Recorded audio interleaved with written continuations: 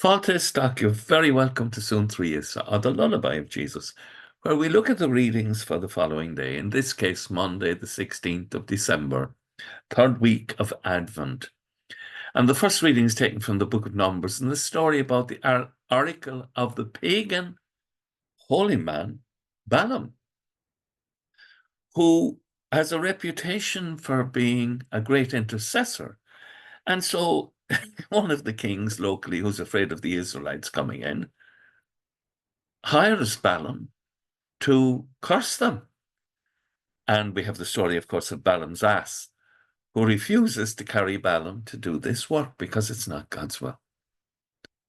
And so we learn the story of Balaam's ass. The ass knows better than Balaam.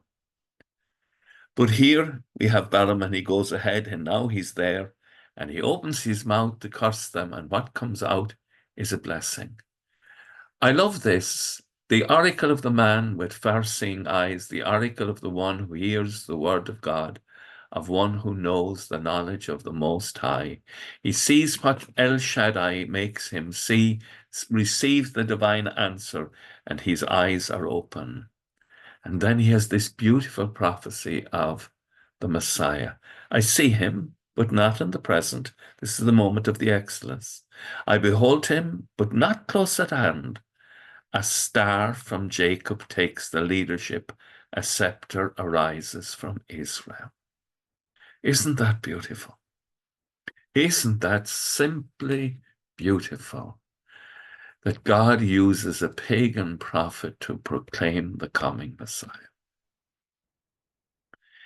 God can do powerful things that we're not aware of at all, but we must be open to the wonders of the Holy Spirit.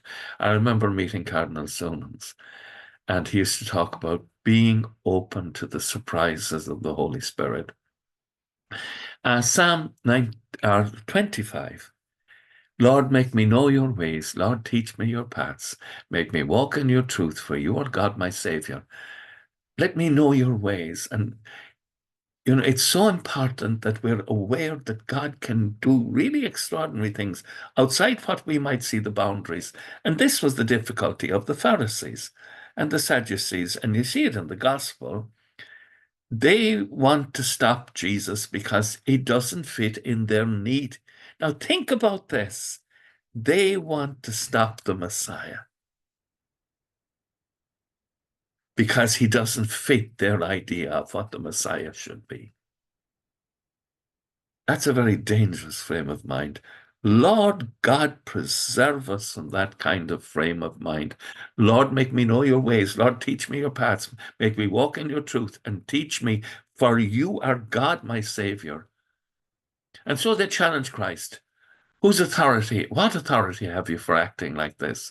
And who gave you this authority? And of course, Jesus refuses to answer them. He tricks them because they're not genuine at all. And we learn from that there are many people who question us and they're not genuine. And Jesus says, don't throw your pearls before swine. Don't get caught up with arguing people who are only interested in arguments and fighting. Leave them alone. With thoughts such as this, go to your beds and pray that when we awaken in the morning, our hearts will be filled with the wonder and the praise of God.